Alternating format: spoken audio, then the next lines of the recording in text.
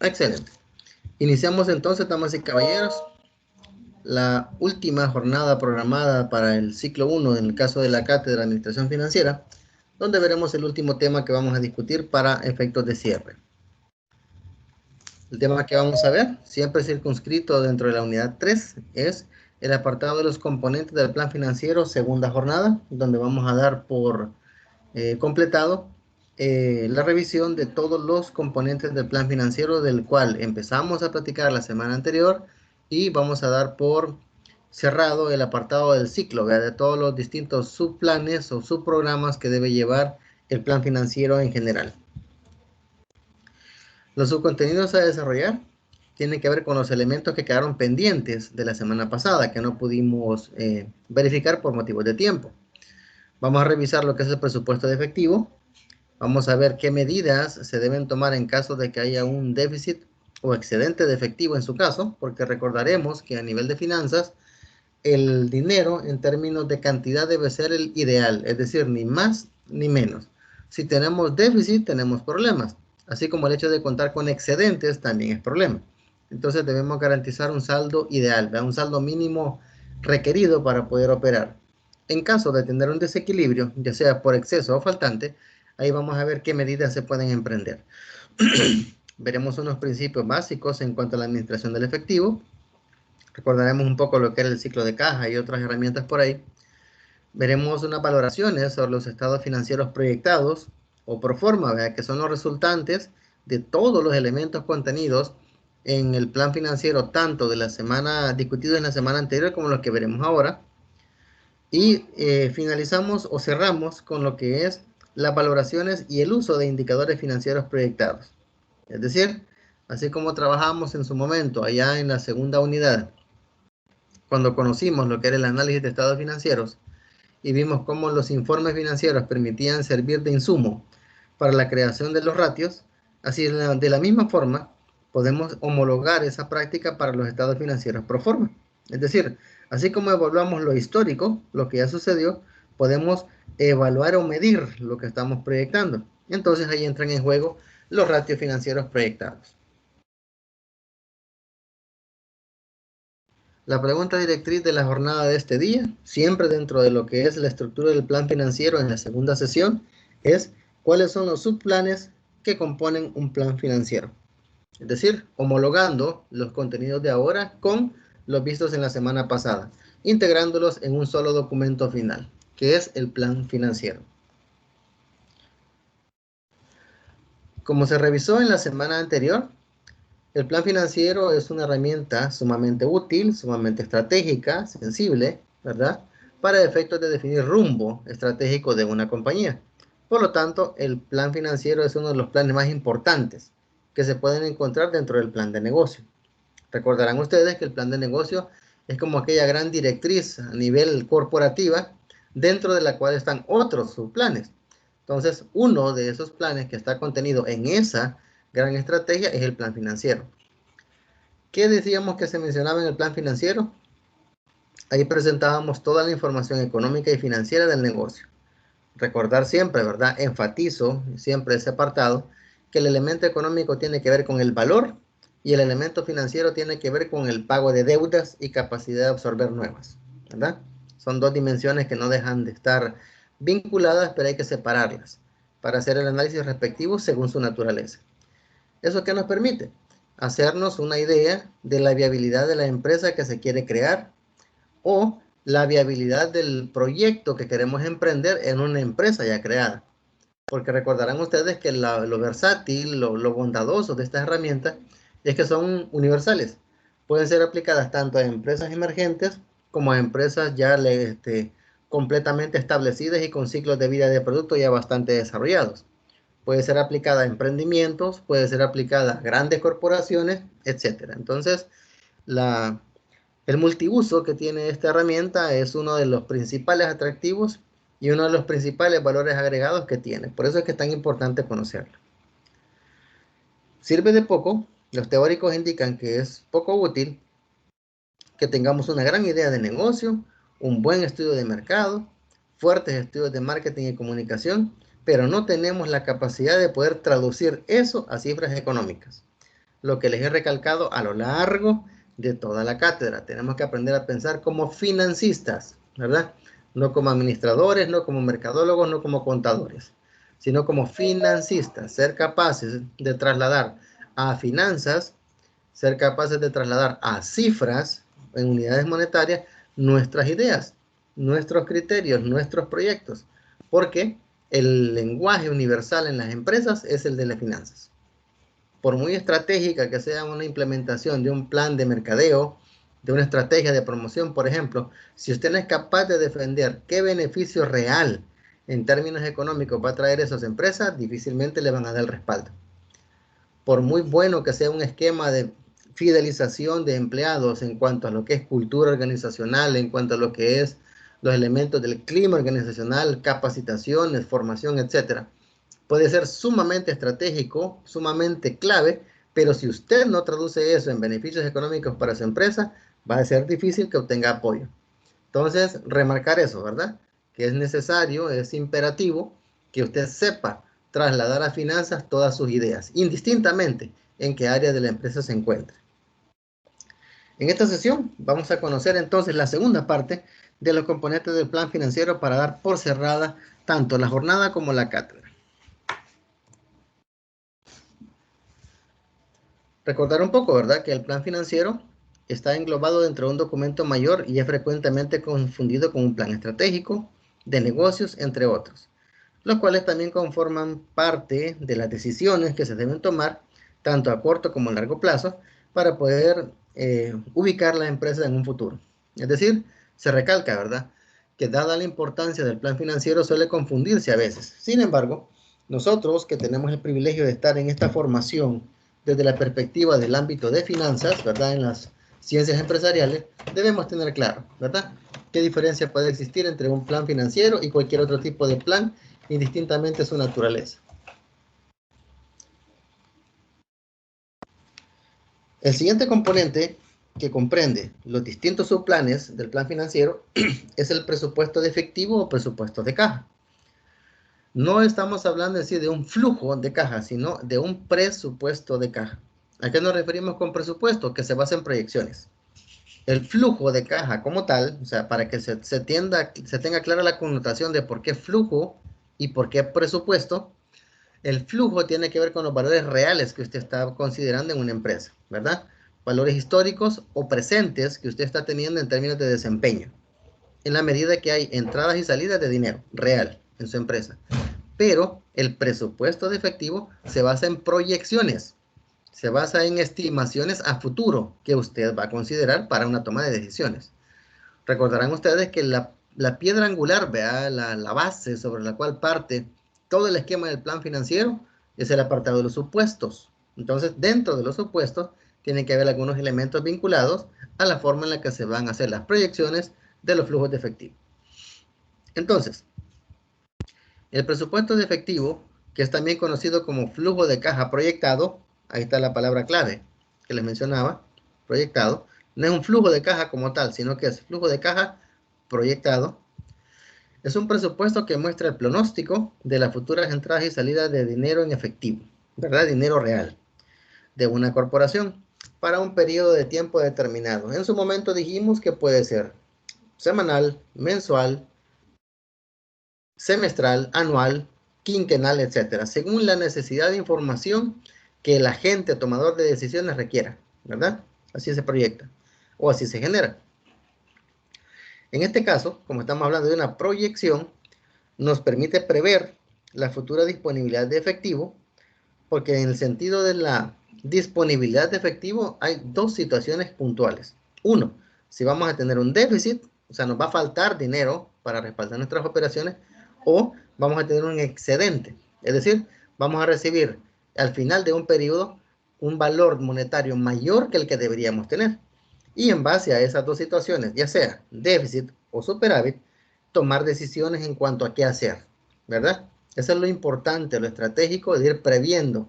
No va a esperar usted al cerrar un mes decir, señor, nos hacen falta $25,000 para poder operar a partir del 1 de marzo. No va a estar dándose cuenta de eso usted el 28 de febrero a las 6 de la tarde, me explico. Entonces, usted requiere proyectarse para con suficiente tiempo hacer las gestiones requeridas para obtener el financiamiento que requiere. La otra cara de la moneda. Usted detecta el 28 de febrero a las 6 de la tarde que tiene un excedente de $10,000 en efectivo, que no tiene ningún tipo de compromiso que cubrir con ellos ni ningún tipo de uso en particular. $10,000 en la caja de la empresa sin utilizarse son $10,000 que pierden dinero por el famoso costo de oportunidad. Entonces, usted no va a estar diciendo el 28 de febrero a las 5 de la tarde, vamos a ver si invertimos en acciones, vamos a ver si compramos letras del tesoro, vamos a ver si invertimos en bonos del gobierno. No lo va a estar diciendo ese día para que el día siguiente lo haga, me explico. Entonces tiene que tener usted claro que debe con suficiente tiempo, con suficiente antelación, proyectar qué decisión va a tomar usted respecto al resultado que usted esté obteniendo, ¿verdad? Esa es la clave, por eso recalcamos el apartado de tomar decisiones. ¿Cuáles son los componentes? Vamos por partes. En el extremo derecho de la presentación pueden ver ustedes un corte de lo que es el flujo, que es el formato que se les ha compartido en la hojita en Excel, ¿verdad? Donde están los elementos del presupuesto de caja. Básicamente, dos columnas que dan la pauta de los elementos del concepto y saldos, y de ahí los periodos. En este caso lo reflejamos de manera mensual. Y dentro de los conceptos tenemos flujo de actividades de operación, flujo de actividades de inversión, flujo de financiamiento. Estos tres elementos tienen una razón de por qué se ordenan así. Y en función del ordenamiento se van digregando los distintos componentes de los distintos rubros y en base a eso se va trabajando. Al final, obviamente, la integración de las actividades de operación, inversión y financiamiento resultan en el saldo final de efectivo, que ustedes pueden ver acá. Aquí tenemos como ejemplo que para el saldo inicial, cerrar, el saldo inicial con el cual partimos es de $2,030. En nuestra proyección para este elemento que tenemos de ejemplo, para enero estaríamos cerrando con un déficit de $33,000, por lo cual tenemos que saber que para enero de ese año que estamos proyectando debemos buscar dinero prestado. Debemos recurrir a algún tipo de financiamiento. En el caso del mes de febrero, que es el siguiente, igual hay déficit y así sucesivamente, ¿verdad? Entonces, el hecho de que valga la aclaración, el hecho de que vayan valores negativos en este tramo de ejemplo que hemos considerado debería ser una señal de alarma, porque en teoría usted no debería estar teniendo déficit todos los meses que opera. Entonces hay algo aquí, algún elemento acá que debe revisarse, debe investigarse para ver cuál puede ser la razón por la cual tendríamos este tipo de resultados en nuestras proyecciones, ¿verdad? Recordar que esto es el espejo contra el cual nos vamos a ir comparando más adelante. Entonces, es de ir viendo qué pasó con los supuestos, qué elementos de estos que están acá contenidos pueden generarme algún problema en el sentido de significar más salida de dinero que entrada. Porque ya hablar de $33,000 de diferencia en un mes ya es una cifra significativa. Eso nada más como tip, ¿verdad? Para que ustedes se hagan una idea de cómo vincular y evaluar la información que está en este informe. Ahora vamos por partes. ¿Qué es lo que lo compone? Flujos de entradas, que son los ingresos de efectivo que están planificados. Todo lo que tiene que ver con entradas de dinero, es decir, dinero real. Aquí no vamos a hacer como en el apartado de los registros contables, donde hablamos, por ejemplo, de que la utilidad al final es un valor que yo estoy reflejando en el estado de resultados. Y no es lo mismo decir que yo tengo una utilidad de $50 si tengo ventas por 100 y un total de costos de 50. No es lo mismo decir que tengo ventas de $100 al contado que decir que tengo ventas al crédito de $100. Porque si vamos así, solo tres grandes elementos, ¿verdad? Ingresos por ventas de contado, $100. Todos los costos asociados, 50. ¿Cuánto es mi utilidad? 50. Hablamos de una utilidad real en unidades monetarias, ¿verdad? Pero ¿qué sucede si las ventas, esos $100 son todos al crédito? O sea, yo cumplo con registrar que he tenido un nivel de ventas de $100, pero al crédito. Debo restarle todos los costos asociados, que son 50, y producto de ese detalle obtengo al final un valor de 50 como utilidad, pero esa utilidad es un registro. Esa utilidad es una cifra que yo he colocado de puño y letra en el informe y no representan unidades monetarias reales. Entonces, esa es la diferencia entre la connotación contable y financiera de lo que estamos viendo. Por lo tanto, entradas de dinero son Ingresos realmente planificados en términos de unidades monetarias o dinero. Flujos de salida, la otra cara de la moneda. Desembolsos de efectivo que realmente se van a dar, ¿verdad? Pago de arrendamientos, pago de salarios, pago de proveedores, etcétera. Ese tipo de cosas que sí realmente significan salida de dinero, sí se debe reflejar. ¿Qué elementos no deben ir aquí? Por ejemplo, depreciación. La depreciación, que es la pérdida del valor de un activo fijo a lo largo del tiempo, según ley, eso es una pérdida de valor que usted registra, pero no es una salida de dinero real que usted tiene que enfrentar. ¿Me explico? Entonces, esa connotación del concepto contable de depreciación no va en este flujo. Y así sucesivamente, hay que tener ese cuidado, de verdad, de discernir aquello que es eminentemente contable de lo que es financiero. También un tercer elemento son los flujos de efectivo neto, que es la diferencia entre ingresos y desembolsos, ¿verdad? En esencia, lo que entra menos lo que sale, debe haber un resultado, que es el famoso flujo de efectivo neto, que es el que tenemos acá, en el saldo final de efectivo. ¿Qué sucede cuando tenemos un saldo final de efectivo, ya un flujo de efectivo neto, o tenemos un saldo? ¿Qué sucede con el saldo? Cuando tenemos un saldo de efectivo excedente, es la cantidad disponible que se tiene en la empresa para invertir en caso de que el efectivo final sea mayor que el mínimo deseado. Es decir, cuando tengo excedentes, la regla es que todo lo que sea más allá del saldo mínimo de caja que yo necesito para operar, debo invertirlo en algo. ¿Qué es ese algo? Títulos, valores de rápida realización y de rentabilidad lo más alta posible. ¿Me explico? Entonces, esa es la característica del excedente. ¿Cuál es la norma? Cuando hay un excedente, invierta. Invierta en valores negociables, valores de rápida realización, valores seguros que no le van a representar a usted problemas de liquidez o problemas de riesgo de pérdida. De ahí tenemos el apartado de la financiación total, que es la cantidad de fondos que se requiere cuando el efectivo sea menor que el saldo mínimo deseado. Eso opera cuando encontramos un resultado adverso, un resultado opuesto al saldo de efectivo excedente. En este caso estaríamos hablando, como el ejemplo que tenemos acá, de estos $33,000 que son negativos en enero o 30,000 que son de febrero. Significa que nosotros en estos momentos estaríamos requiriendo financiación.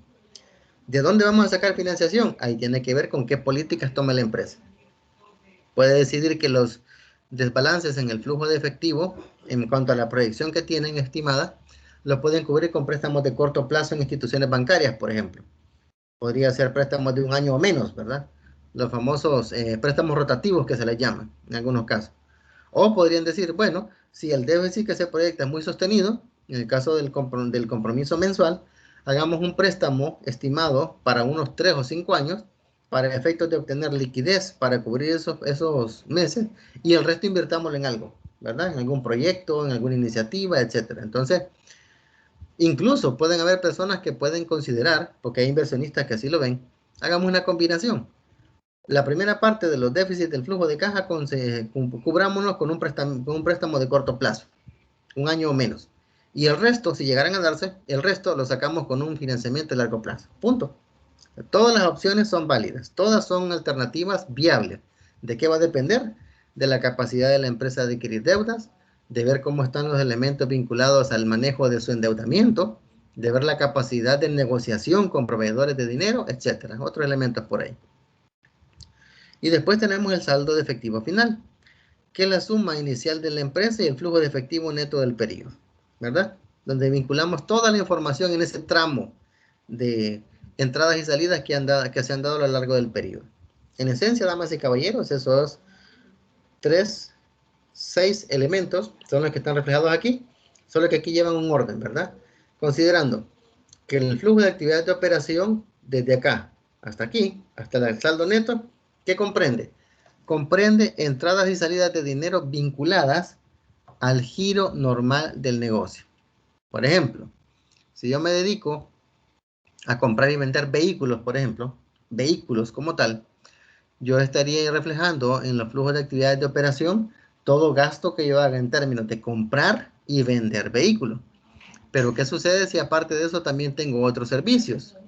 Talleres, mantenimiento, enderezado y pintura, accesorios, etcétera. Entonces, El core business como tal es la venta de vehículos, pero todos los elementos que he mencionado están asociados a la venta de vehículos, entonces deben estar ahí.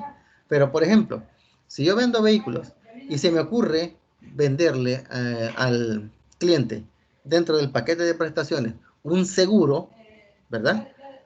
Ese seguro, dentro de lo que es el servicio que yo le doy, es un valor agregado para el cliente. Pero financieramente hablando, para mí no está vinculado a mis actividades porque mi empresa no vende seguros. Mi empresa vende autos. Entonces, ¿qué es el seguro? Es otro ingreso. No es un ingreso de operación, es otro ingreso. Entonces, hay que saber discernir qué voy a colocar en las actividades de operación y qué no. ¿Me explico? Entonces, recalcando, actividades de operación, entradas y salidas de dinero vinculadas al giro normal del negocio. Segundo, flujo de actividades de inversión, que es el segundo componente que tenemos por acá. Inversión. Como su nombre lo dice, tiene que ver con aquellas erogaciones que nosotros hacemos en términos de activos fijos, es decir, propiedad, planta y equipo. Casi siempre los flujos de actividades de inversión son negativos porque representan salidas de dinero, ¿verdad? Puede darse el caso, por ejemplo, ¿verdad? Empresas como La Constancia, empresas como Bimbo, empresas que se caracterizan por tener flotas vehiculares bastante grandes para efectos de reparto. Llega un momento, después de cierto tiempo, ya sea por cuestiones legales, ya sea por cuestiones de medio ambiente, ya sea por cuestiones de costo, que tienen que renovar su flota. Entonces, ¿qué es lo que hacen ellos? Bueno, la flota de 25 camiones, año 2010, por ejemplo, va a ser vendida porque vamos a reemplazarla por una flota 2021, por ejemplo.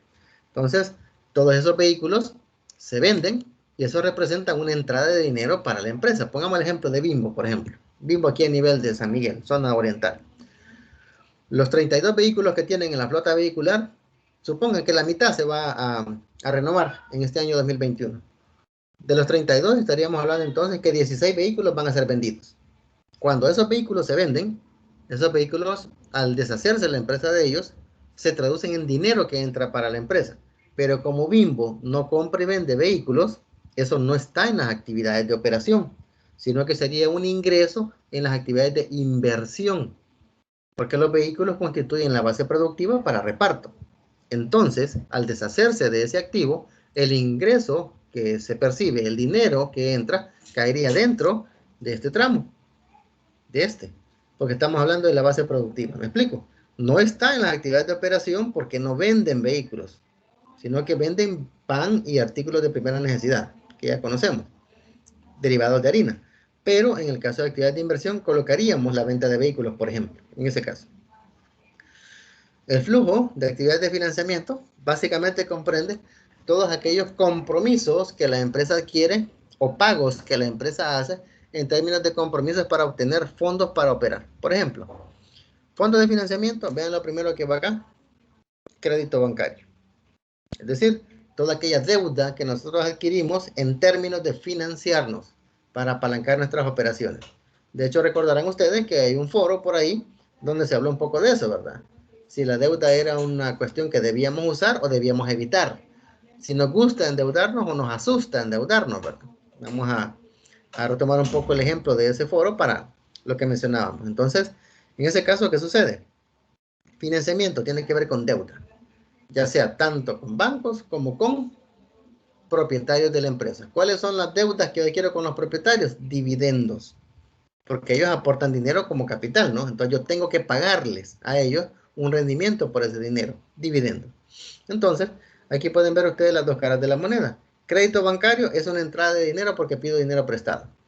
Amortización de préstamo es una salida de dinero porque yo pago, ¿verdad? Para honrar esa deuda. Entonces, ahí pueden ver ustedes cómo se diferencia la parte de operación con la inversión y la de financiamiento. Cuando existe un déficit, recalcamos eso porque quieras o no es uno de los elementos más complicados, porque cuando sobra dinero, que bueno, ¿verdad? En un principio, y pues no es tan difícil identificar una alternativa en la cual usted ubique ese dinero y le dé algún rendimiento, ¿verdad? Distinto es cuando usted presenta déficit, cuando usted tiene faltante, o usted identifica que en cierto momento le va a hacer falta dinero. Ahí es donde se da principal énfasis, y de hecho la mayoría de autores coinciden en eso, que hay que identificar por lo menos unas grandes líneas de acción, líneas de trabajo, a las cuales recurrir cuando eso sucede. ¿Qué es lo que recomiendan? Bueno, solicitar oportunamente un financiamiento. Lo que mencionábamos en su momento, no voy a estar yo el 28 de febrero diciendo que para el 1 de marzo voy a tener un déficit de $30,000. Que bueno, lo tengo y lo identifiqué, perfecto, pero del 28 de febrero al 1 de marzo no voy a poder gestionar un crédito, ¿verdad?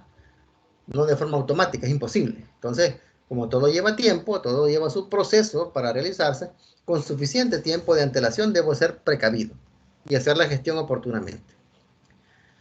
Segundo, solicitar el refinanciamiento de una deuda.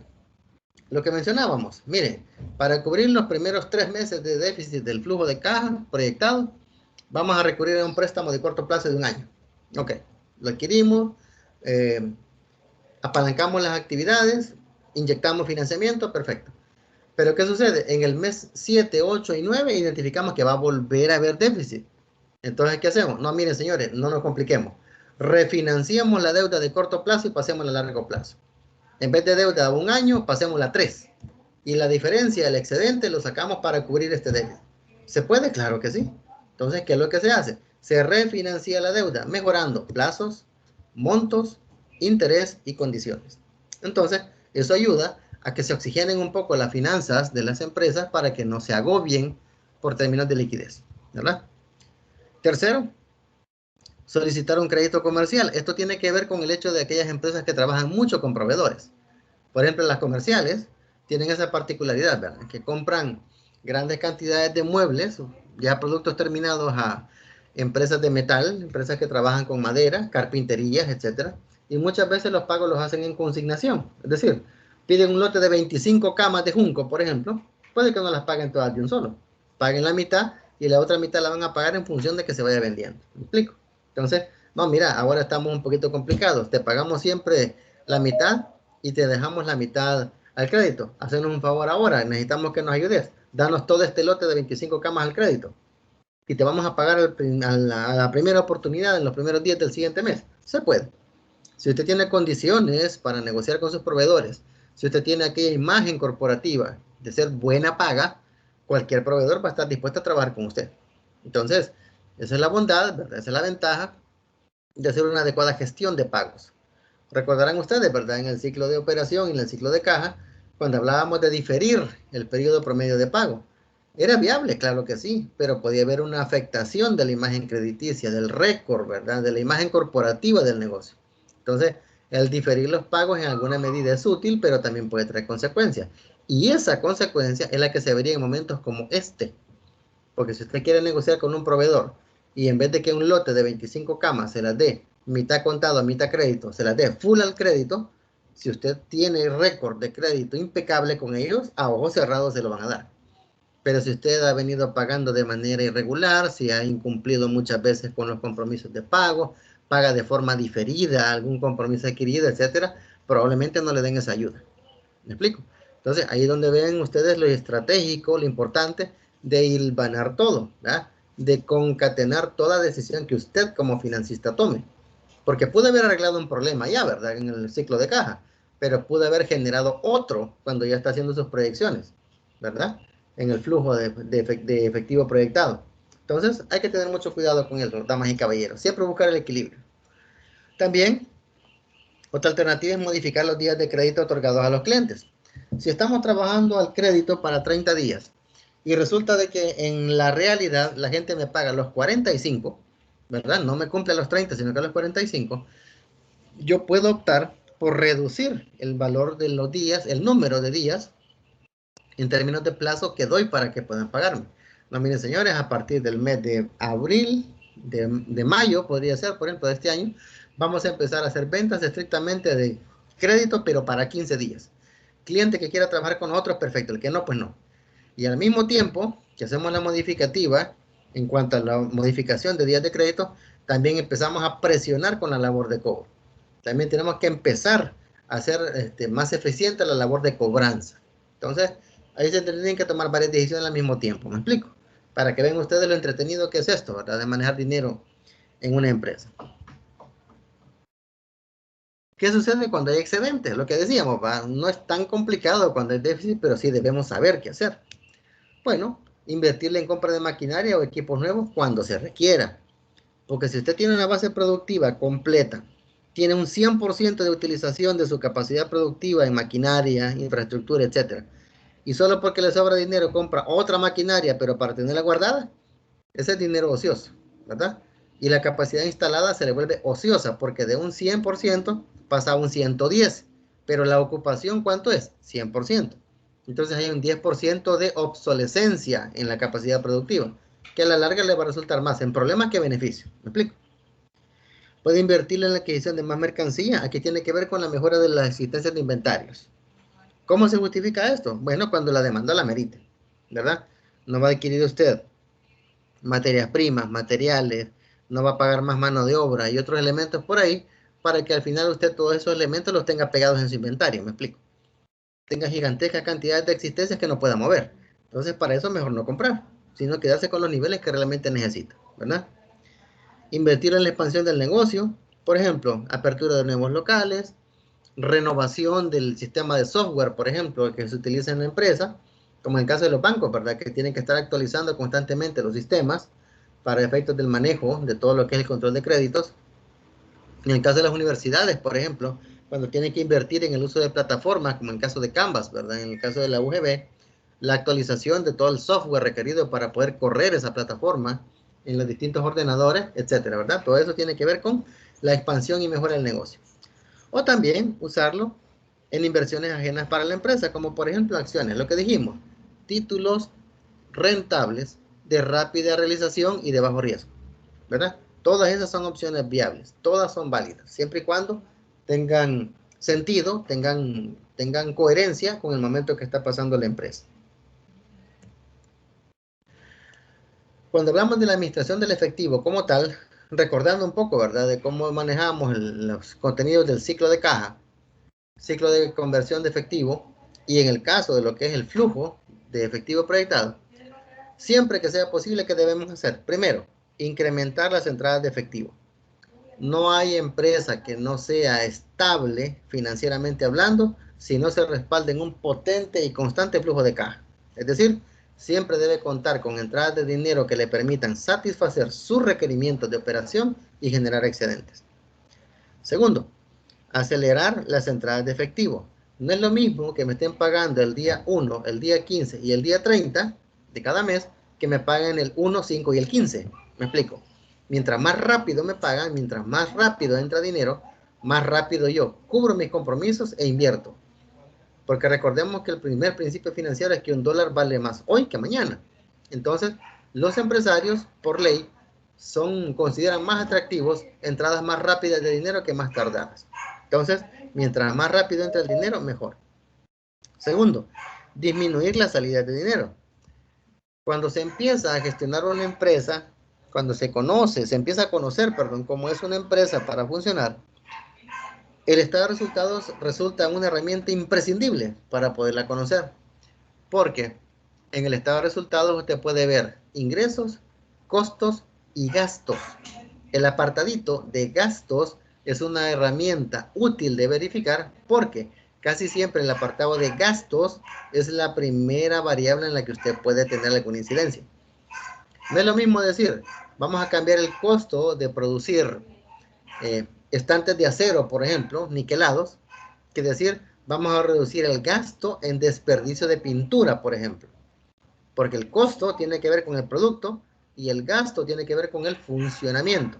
Entonces, si yo voy a decir, vamos a acondicionar un ala para que sea un espacio para poder producir los estantes de acero galvanizados, por ejemplo, y tenemos el detalle de que hay que adecuar el lugar, hay que limpiar, acondicionar y vamos a pintar las paredes. Después de hacer un exhaustivo análisis, usted detecta, bueno, ¿y para qué las voy a pintar si se van a llenar de pintura, del cromo, de las virutas de acero cuando se esté cortando, etcétera? ¿Para qué? Entonces, prefiero que no sea muy estético, pero que sí sea seguro. Entonces, el gasto de pintura en el lugar, usted lo obvia, y ese es un dinero que se ahorra. Y no deja de lado la calidad del producto que está elaborando. Entonces, el elemento vinculado a los gastos es el primer punto que usted debe ver para efectos de controlar la salida de dinero. Los famosos gastos hormiga, ¿verdad? Que se les llaman, que de repente cuando usted viene a hacer un control de cómo son todos los gastos en los que usted incurre para funcionar, se da cuenta que hay muchos elementos que son posibles de controlar y hasta de reducir. Incluso algunos hasta de eliminar. Entonces, ya una vez controla usted eso, puede entrar a la parte del costo, que ya es más complejo, porque eso le afecta a la calidad de su producto terminado. Entonces, para disminuir la salida de dinero, primero, controle gastos y dos, verifique la eficiencia del uso de los costos para producir, en ese orden. Cuarto, demorar la salida de dinero. Es decir, usted tiene que pagar, sí. Va a pagar, sí. Pero puede demorar un poco. Un día que usted se atrasa en el pago de algo, siempre y cuando no le afecte su récord de crédito, es mejor que estar pagando con celeridad. En el caso de la salida de dinero, es lo opuesto a las entradas. Mientras más rápido tiene entrada de dinero usted, mejor. Mientras más tardado tiene usted su salida de dinero, es mejor. Entonces, como le repito y recalco eso, hay que saber tener un equilibrio, ¿verdad? Que permita tener esa estabilidad, tanto en el apartado de entradas como de salidas, sin correr riesgos, sin ver afectada la imagen de la empresa y obviamente sin poner en peligro el funcionamiento normal de ella, ¿verdad? Una vez hemos visto los elementos que estaban pendientes del flujo de caja proyectado, más los otros que habíamos visto antes, ya con eso la plantilla les permite construir los estados financieros pro forma, ¿verdad? Que son los informes financieros resultantes de todos los componentes que estaban mencionados anteriormente, desde los supuestos hasta el flujo de efectivo proyectado. Recordando un poco, ¿verdad? Que los estados financieros pro forma son estados que contienen en todo o en parte uno o varios supuestos o hipótesis de los que habíamos definido anteriormente, con el fin de mostrar cuál sería la situación financiera o resultados de operaciones si así acontecieran. Recordar, ¿verdad? Que lo que estamos generando es aquel parámetro, aquel espejo en el que nos vamos a ver dentro de un futuro. Se elaboran usando la información sobre cada una de las masas patrimoniales que se han consignado en la información financiera precedente, los supuestos, ¿verdad? Que no dejan de estar de lado, información contable del ejercicio anterior, presupuesto de venta, costo y gasto, que son los elementos que habíamos visto anteriormente. Generalmente se hace un detalle de los mismos de forma mensual. ¿Por qué? Porque si todos los componentes del plan financiero que usted ha desarrollado los ha hecho de forma mensual, lo coherente es que usted lo prepare de forma mensual, aunque al final haga la integración, ¿verdad?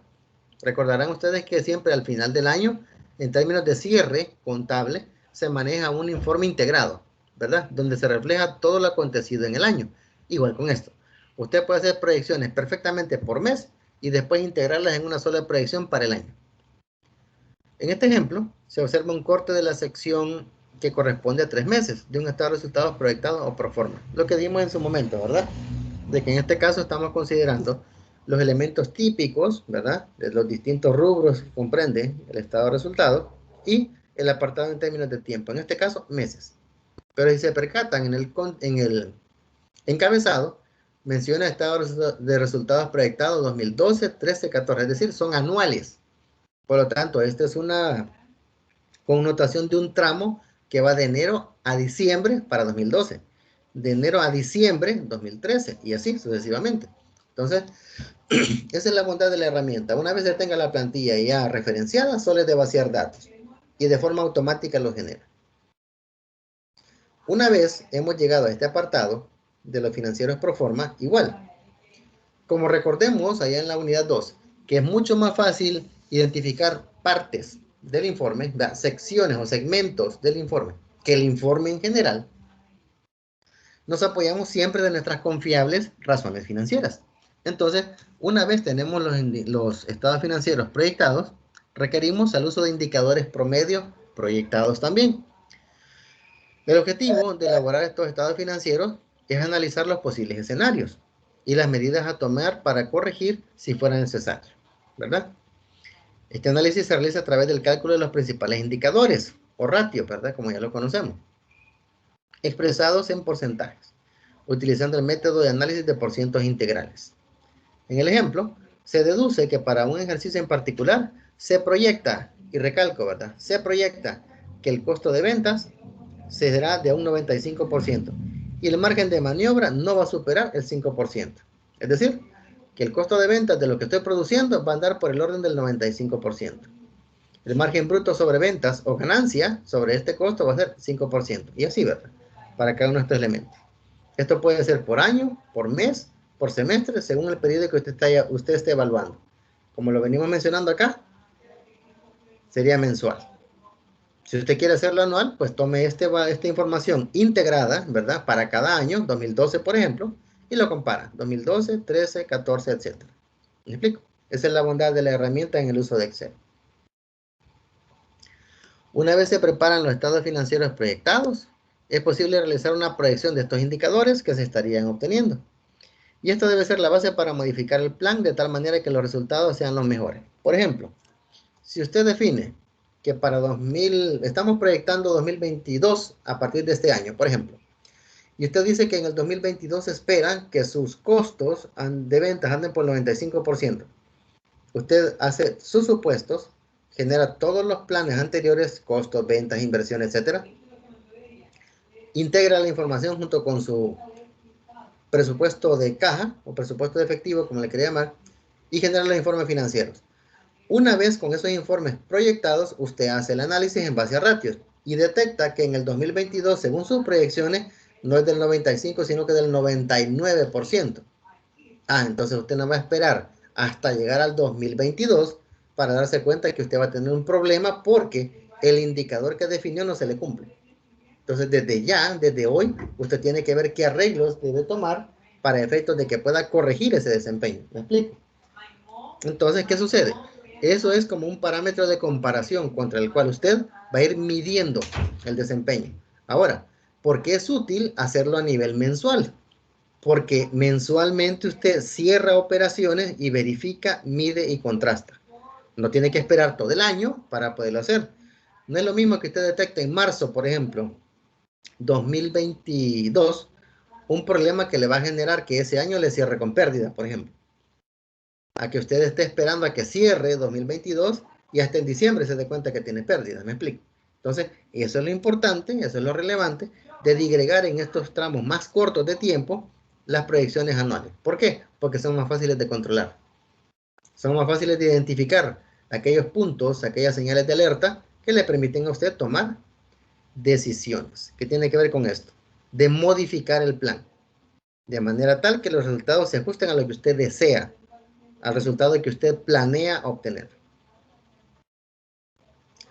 Además de la aplicación de todos los ratios que hemos visto a lo largo de la cátedra, se pueden aplicar muchos más elaborados a conveniencia. Lo que dijimos, los ratios que se les compartió a ustedes en su momento eran como los básicos, los universales, los de todo el tiempo, ¿verdad? Pero también hay otros que se pueden crear según necesidad, dependiendo del tipo de empresa, dependiendo del giro en el que estén o qué requerimiento de formación específica usted necesite, ¿verdad? Todo siempre y cuando se estructure correctamente es útil, es viable y es válido. En este apartado también suelen calcularse indicadores como la tasa interna de rendimiento y el valor actual neto, como se muestra en la imagen de la izquierda, que aquí lo da ya por referencia Excel, ¿verdad?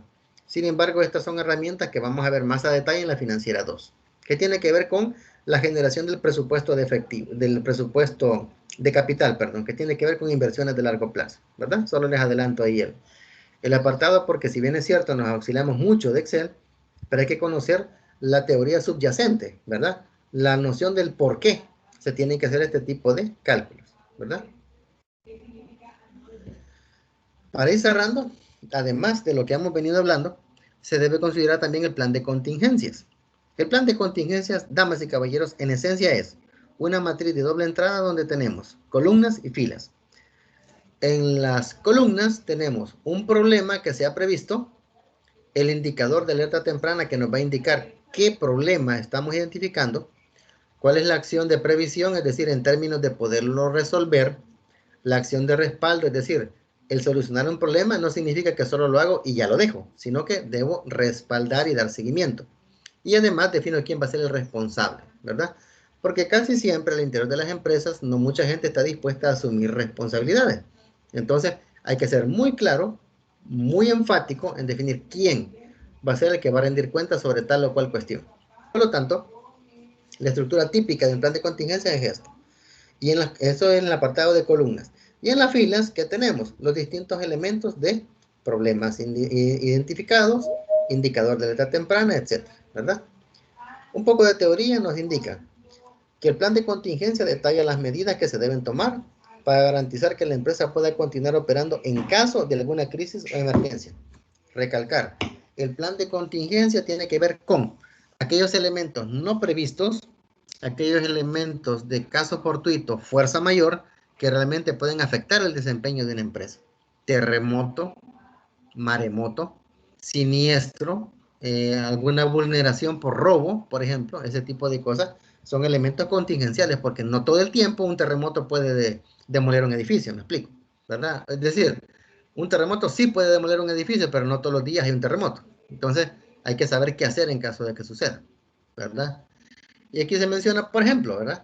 Puede tratarse de un huracán, terremoto, fuego o cualquier otro fenómeno natural, social, político y económico que pudiera afectar las operaciones. Como el caso de Venezuela, por ejemplo. Las protestas que se dieron porque la gente no encontraba comida y se metió a saquear los establecimientos comerciales, supermercados, tiendas, etcétera. Y eso es un caso fortuito, pues, obviamente. Nadie esperaría que todos los días en un país la gente se meta a robar un establecimiento de ese tipo, ¿verdad? Pero sucede, pues, son realidades que se dan. Entonces, independientemente del escenario o situación, la empresa debe estar preparada para manejar cualquier incidente que represente un riesgo a su operación continua. Por ejemplo, aquí tenemos unos casos para que vean ustedes cómo se estructura. Ustedes compran maquinaria, le dan su mantenimiento, llevan un programa de operaciones definido y un programa de revisiones y de reparaciones ya programadas. Pero ¿qué sucede si de repente por un rayo que toca una línea madre se genera un problema de voltaje y hay fallas en la maquinaria? Toda la maquinaria se daña. ¿Qué hay que hacer? Identificar cuándo este problema surge. ¿Cómo lo voy a identificar? Con este criterio. Interrupción esporádica de funcionamiento. Es decir, que yo tenga mi programa de funcionamiento y de repente se pare. Bueno, ¿aquí qué pasó? Bueno, hay un inconveniente. ¿Cuál? Falla en maquinaria. Muy bien. ¿Cuál es la acción? Mantenimiento preventivo y escalonado. Es decir, debo tener una programación de mantenimiento que me permita incluir un fenómeno de ese tipo, ¿verdad? No solamente reapriete, engrase, revisión de voltaje, sino otro tipo de cosas que me van a permitir evitar esto. Falla. ¿Cuál sería la acción de respaldo? Una vez lo resuelvo. Revisión continua y reparación inmediata. ¿Quién va a ser el responsable? Director ejecutivo, gerencia de la unidad, que en este caso sería operaciones, ¿verdad? Responsable de planta y equipo responsable de mantenimiento. Como ejemplo, y aquí hay otros. En el caso de ustedes, dependiendo del tipo de empresa que hayan considerado como emprendimiento, así van a definir qué tipo de planes de contingencia van a colocar, ¿verdad? No pueden ser idénticos los de todas las empresas porque todas las empresas son distintas. Por ejemplo, no es el mismo plan de contingencia para una empresa que se dedique a producir muebles de madera que una empresa que tenga un plan de contingencia que se dedique a producir muebles de metal, por ejemplo. Ambos producen muebles, ambos tienen mercados muy similares, pero la materia prima y los riesgos asociados son distintos, ¿verdad? Entonces, por ahí más o menos se hacen la idea ustedes de qué elementos considerar en los planes de contingencia. Para ir cerrando, recalcamos que el plan financiero es una herramienta que permite proyectar la situación financiera futura del negocio. Los componentes son presupuesto de efectivo, balance general y estado de resultados pro forma, ya que consolidan la información y presentan la situación financiera proyectada. Con toda esa información consolidada, se puede aplicar cualquier técnica de análisis financiero para la toma de decisiones.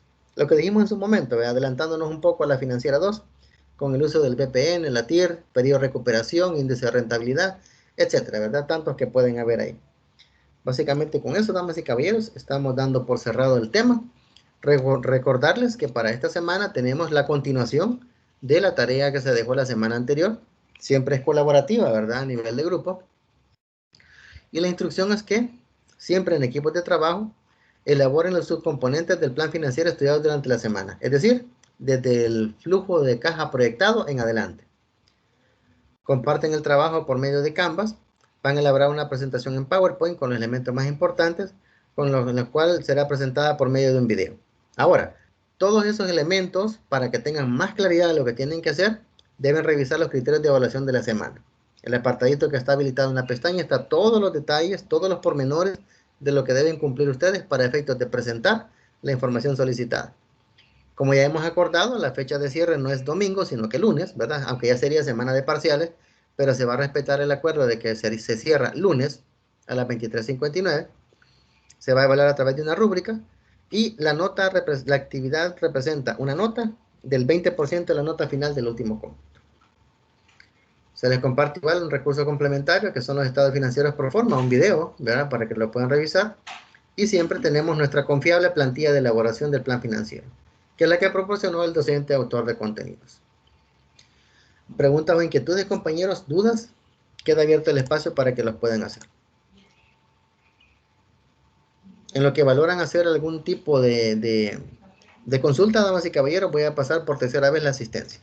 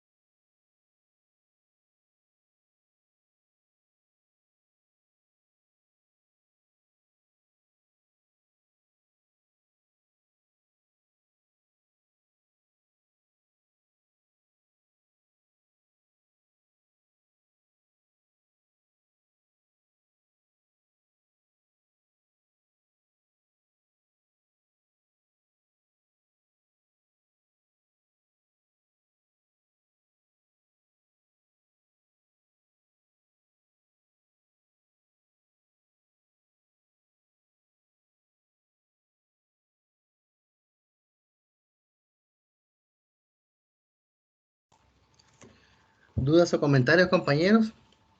¿O todo está claro?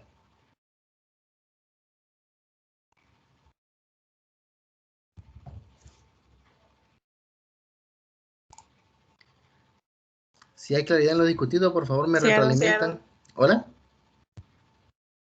Buenas tardes, Lick. Hola, buenas tardes. Tengo una consulta sobre el video que se va a realizar con el PowerPoint. ¿Sería necesario salir en el video o también podría ser el audio y explicando lo que nos corresponde dentro de las diapositivas? ¿Verdad que en ese aspecto no se menciona ninguna situación así enfocada a de qué forma hacerlo, verdad? Entonces, para mí, lo importante es de que todos participen y con solo que se presente el audio en las diapos, suficiente. No veo inconveniente de que sea necesario que se presenten así, que aparezca la cámara activada. Con tal de que aparezcan los audios de todos, suficiente. Vaya, muchas gracias. Ok, a la orden.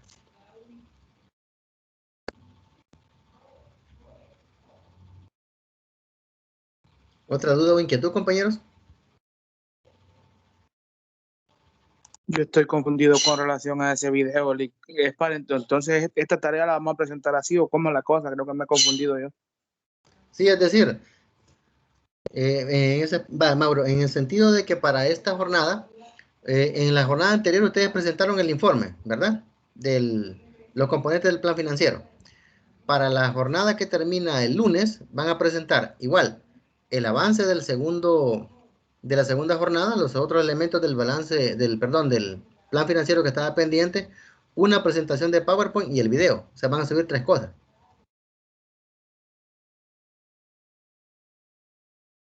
Eso para este lunes. Ajá, correcto. Sí, como la primera parte ya la tienen lista, ¿verdad? Ya, de hecho, ya tiene que estar entregada. La segunda ya debería ir en algún nivel de avance.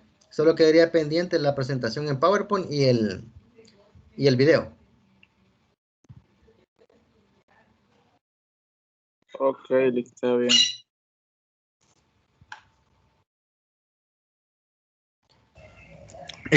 Con respecto a la tarea, sería el video y la presentación sería con la información que se trabajó la semana pasada.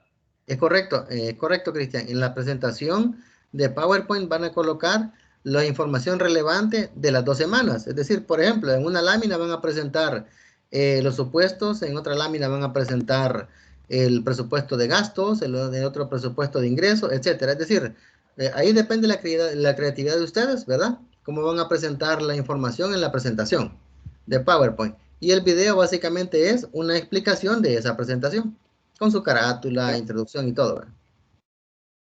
Eso ya debería ser parcial. ¿Hola? Eso ya debería ser parcial. Sí, o sea, entiendo, ¿verdad? Pero como les digo, o sea, la instrucción que ha dado el docente autor de contenido, pues este servidor únicamente la traslada, ¿verdad? Porque está dando el apoyo ahí para efectos de que se pueda dar cumplimiento a lo solicitado, porque ya el examen es el que se va a habilitar a partir del lunes, ¿verdad? En la mañana. Entonces, la idea es manejar el apartado. De por sí ha estado bastante trabajosa la semana pasada y esta semana. Y de paso hacer una plantilla en PowerPoint y de paso hacer un video para presentarlo el lunes, como que solo llevamos una materia. Es cierto que es cierre de ciclo y creo que todos como que tomaron a bien apretar las cuñas hasta el final. Entiendo que sí, la mayoría de compañeros, bueno, la mayoría de colegas me han comentado eso, de que sí están un poquito fuertes las exigencias para fin de ciclo, ¿verdad? Lo que podemos hacer es que puedo hacer las consultas, ¿verdad? Como siempre, pues no puedo tomar ni algún tipo de decisiones por mi cuenta, sino que hay ciertas cosas que debo consultar para efectos de ver si podemos suprimir por lo menos el apartado del video.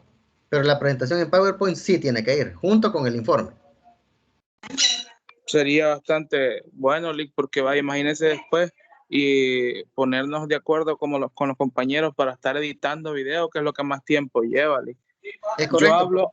Yo hablo por mi grupo, no sé los demás grupos si ellos tienen la holgura de hacerlo, porque veo que nadie más habla ni dice nada. No sé si los demás grupos o equipos tienen el tiempo para estar editando, todo eso, pero yo hablo por mi equipo. Yo he sentido trabajoso toda la semana y sí, hacer una presentación en PowerPoint para explicar me parece bien, pero ya estar editando videos así como que va a necesitar un poquito más de tiempo. Es correcto, porque precisamente ese es el problema, entre comillas, ¿verdad? De que la generación de ese tipo de insumos multimedia es un poquito más demandante, pues, ¿verdad? Un poquito más exigente, ¿verdad? Decirle que ahí para estar editando, estar cortando, estar adaptando, o más que todo es grabar, grabar el video, porque a veces, bueno, yo en mi caso para grabar un video no es que de una sale un video, sino que hago casi 1000 cortes para que salga un video sin equivocaciones, sin tartamudeo, sin ninguna palabra mala, de que me equivoqué tal vez algún número o algún significado. Es correcto, es decir, hay que tener ese cuidado porque ya estamos hablando de cierto nivel de exigencia por ya el nivel en que ustedes se encuentran, ¿no? ¿Verdad? En cuanto al apartado del tipo de calidad que se espera de un producto que se le solicite en materia de una evaluación, una actividad, ¿verdad? Que se desarrolle. Es entendible, ¿verdad? De que esté ese tipo de inconveniente, ¿verdad? Que sea bastante exigente el desarrollo, porque si ustedes recordarán, en la semana 13 cuando estábamos haciendo el entregable de los ratios de análisis de rentabilidad y eficiencia, que era lo que finalizaba, ¿verdad? El análisis de estado financiero, ustedes prepararon un video y la calidad, mi respeto, o sea, igual pues estábamos manejando lo mismo, de integración de lo de semana 12 y semana 13, ¿verdad?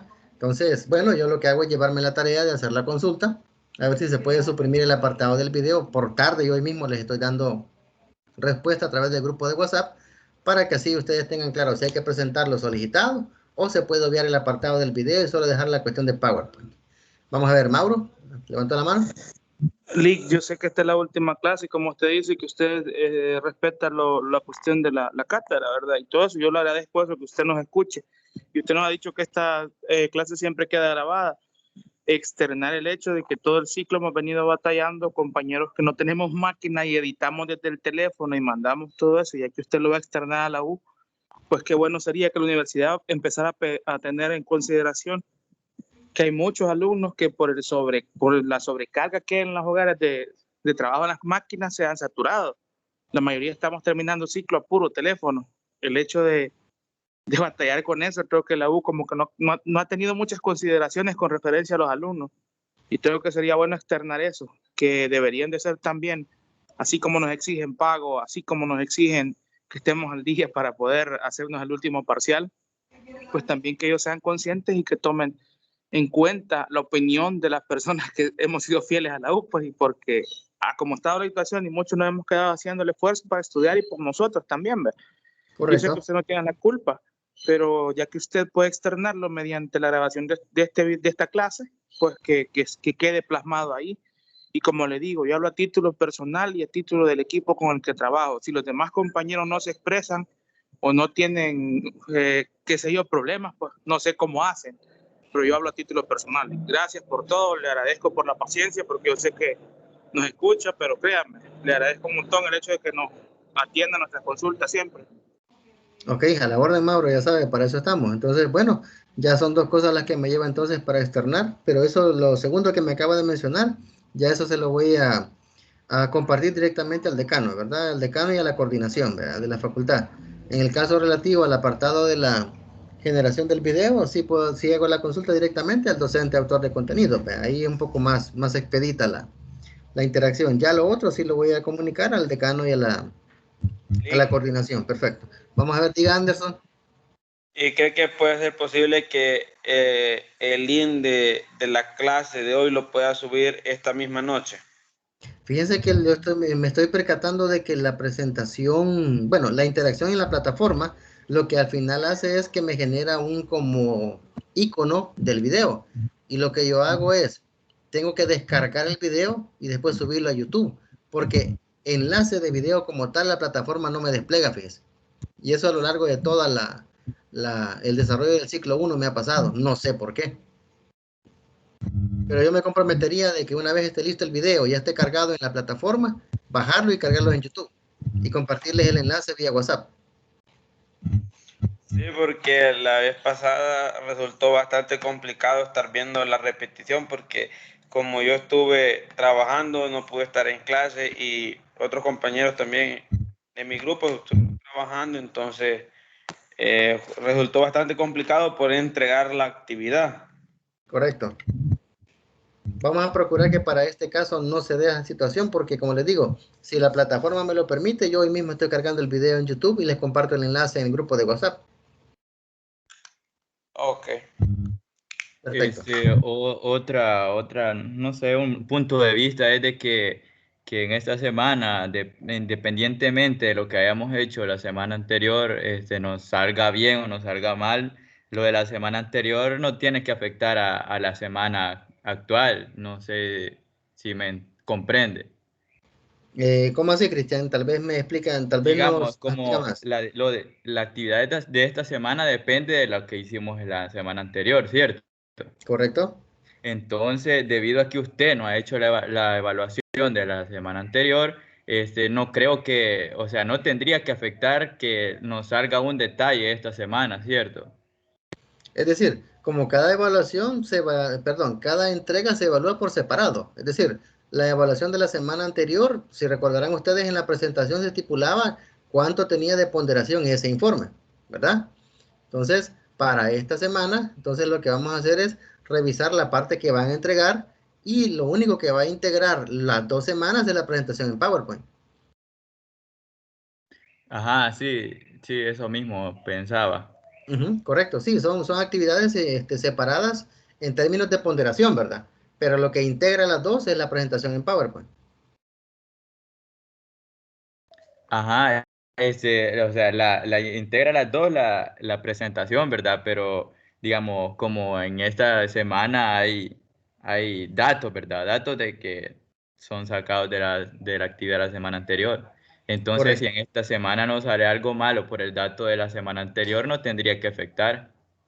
Depende, porque la cuestión es de que se tiene que evaluar en función de que tan bien o mal se haya utilizado la herramienta. Ahora, si hay un dato que se colocó mal la semana pasada, por ejemplo, y eso por obvia razón va a irse arrastrando a lo largo de todo el informe, se les va a informar oportunamente, pero eso no significa que van a tener cero. O sea, me explico, se entiende porque estamos conociendo la herramienta, pues, ¿verdad? Y esto que estamos haciendo no es igual que hacerlo presencial, me explico. Presencial ahí todos con nuestro ordenador estaríamos llenando datos, viendo la plantilla, corrigiendo errores, viendo referencias, etcétera, que lastimosamente no hemos podido hacer en la virtualidad, pues, ¿verdad? ¿Hay cierto nivel de exigencia? Sí, pero no es tan estricto como cuando estuviéramos en la presencialidad. Así que por eso no hay problema, Cristian. ¿Puede haber algún error? Sí, y solo se les va a informar en la retroalimentación, ¿verdad? Pero eso no es que va a afectar así a extremo, pues, algún resultado en cuanto a las ponderaciones. ¿Cuándo vamos a saber si vamos a hacer el video o no, Lili? Hoy por la tarde, antes de las 5. Le agradezco. Ok, a la orden. ¿Alguien levantó la mano por ahí? Vi que la levantaron y la bajaron. Hola, ¿No? Yoli, buenas tardes. Okay, buenas tardes. Respecto al parcial, ¿cuándo va a estar habilitado? Hola, diga el milagro. El parcial, ¿cuándo lo habilitaría? Desde el lunes. ¿Toda la semana estaría?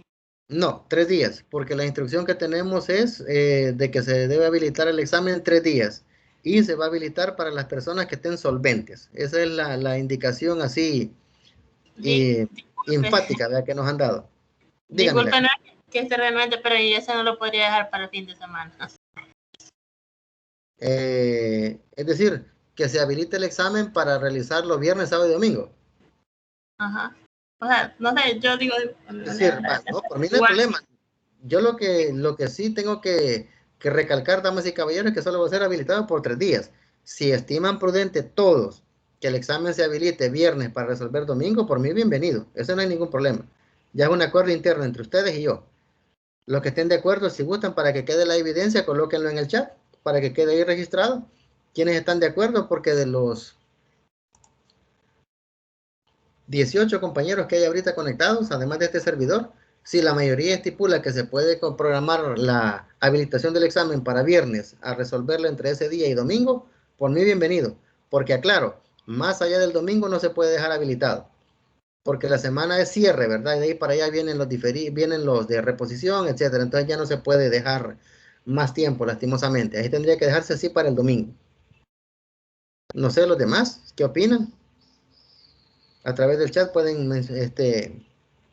emitir su opinión, porque si están de acuerdo lo podemos dejar habilitado para viernes. Disculpe que pregunte tanto, ¿y el parcial sería de complementar o sería así de opción múltiple? Va a llevar de varios tipos, es una evaluación basada en preguntas tipo test batería, va a llevar de todo, ¿ya? Resolución de casos, complementar, selección, falso verdadero, etcétera. Viene bastante entretenido, eso sí le puedo decir. Sí, lo que pasa es que a veces, tal vez por el tiempo, pues, porque si lo pones así, haciendo múltiples, nosotros sabemos la nota. En cambio, Sí, de no, la otra forma. sí, no, de hecho, la clave es de que la instrucción es de que el tiempo mínimo son 100 minutos. Entonces yo pienso habilitar 120, 2 horas.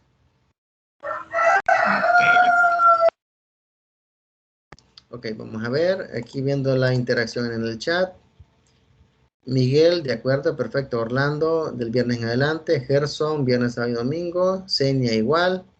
Gerson, igual. Vamos a ver, tenemos 1, 2, 3, 4, 5 personas. 5 de 19. Vamos a ver. Viernes, sábado y domingo. Ok, Anderson, perfecto. Ya tenemos. Cristian, igual, viernes, sábado y domingo. Kevin menciona viernes, sábado y domingo. Ok.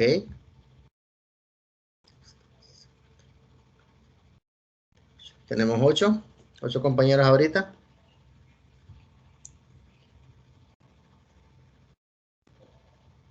La mitad de 18 sería 9 más 1. ¿Verdad? No hemos llegado a la mitad todavía.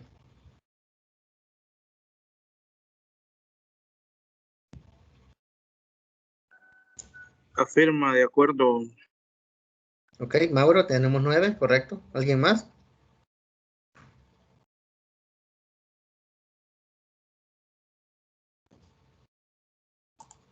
Cristian, ¿de acuerdo? Perfecto, Cristian, excelente. Ya casi estamos finalizando. No hay problema.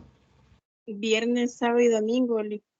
Ok, Rosa, perfecto. Ya tenemos la mitad más una entonces. Perfecto, excelente. Muchas gracias, Rosa. De acuerdo, damas y caballeros, quedamos así entonces. Voy a habilitar el examen parcial desde el viernes a las 0 horas para que tengan ustedes 3 días para realizarlo.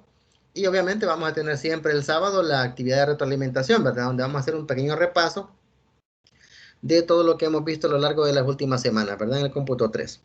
Entonces, bueno, si no hay nada más que valorar, damas y caballeros, yo me quedo hasta acá. Ha sido un verdadero privilegio compartir con ustedes, aprender de ustedes. Espero pues que el día de mañana podamos seguirnos viendo en las otras cátedras. Ojalá se me dé la oportunidad. Y pues bueno, a echarle para adelante porque ya estamos prácticamente cerrando, damas y caballeros. Ya solo falta la cereza del pastel, como dicen, ¿verdad? Ya tienen 2 cómputos al hombro, solo les falta uno. Y la verdad es poco lo que necesitan para estar ya al otro lado. Les felicito, les admiro el esfuerzo porque sé que es complicado, ¿verdad? Porque muchos trabajan, muchos tienen compromisos de hogar, de familia, etcétera. Y bueno, pues las condiciones no han sido las mejores, ¿no? Porque la pandemia pues no se ha ido, ¿verdad? Está presente, así que siempre hay que tener cuidado, ¿verdad? Hay que andar con mucha precaución, a cuidarse y pues igual, procurando siempre estarse de la mano del Señor para evitar que vaya a haber alguna situación indebida. Yo me quedo hasta acá, compañeros. Nos estaríamos viendo, si el Señor lo permite, en 8 días en la videoconferencia de retroalimentación. Y yo antes de las 5 de la tarde le estoy confirmando si hay que presentar o no el video. Yo me quedo hasta acá, compañeros. Nos veremos la próxima semana. Muchísimas gracias, Lick. Bendiciones para todos y todas. Gracias, Lick. Bendiciones. Bendiciones igualmente.